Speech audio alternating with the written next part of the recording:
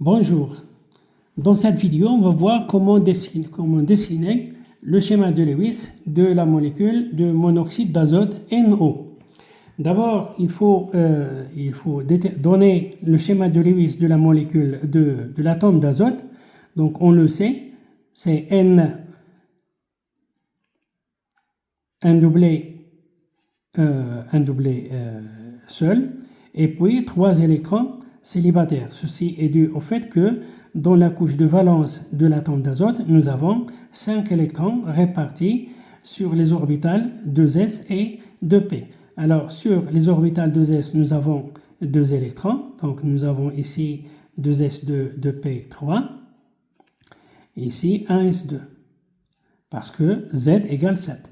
Donc 1s2, 2s2, 2p3. Donc nous avons ici un doublet électronique et sur les orbitales de p, nous avons 3 électrons célibataires.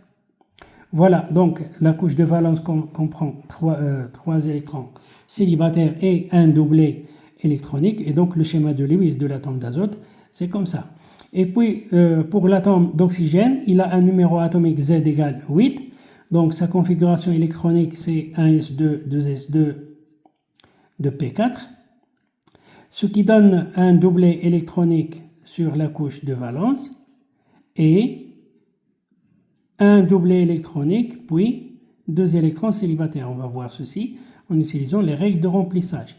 Donc ça c'est comme ça comme ça et comme ça. Ça veut dire nous avons ici au total 6 électrons dans la couche de valence, 2 doublets électroniques et 2 électrons célibataires.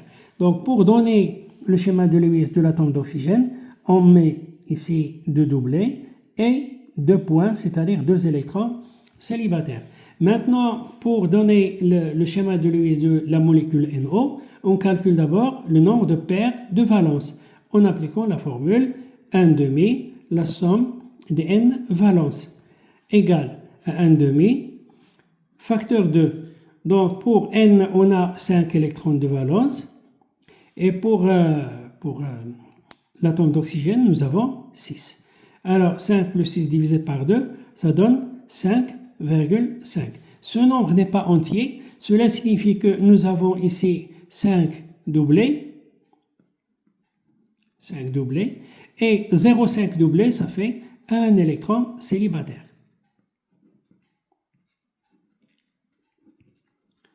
Voilà.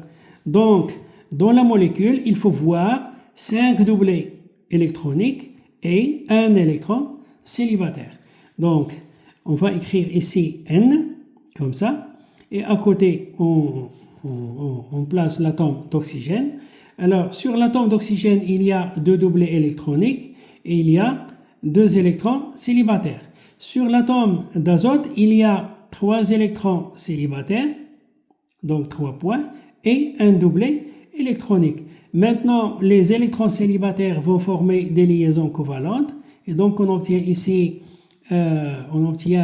deux liaisons covalentes, c'est-à-dire une liaison double, et un électron célibataire sur l'atome d'azote. J'indique ici qu'on ne peut pas ajouter ici une troisième liaison avec cet électron célibataire, parce que cela oblige ces 2 électrons à se détacher, c'est-à-dire se séparer, et donc on obtient ici 2 électrons célibataires. Un électron célibataire va former la troisième liaison, mais l'atome d'oxygène ne supporte pas plus de 2 liaisons, c'est-à-dire c'est un atome divalent, il ne peut établir que 2 liaisons au maximum.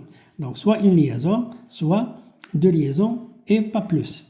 Bien, donc ça c'est le schéma de Lewis de la molécule NO, et si on compte le nombre de paires de valence dans la molécule, on obtient 1 plus 2, 3, 4, 5.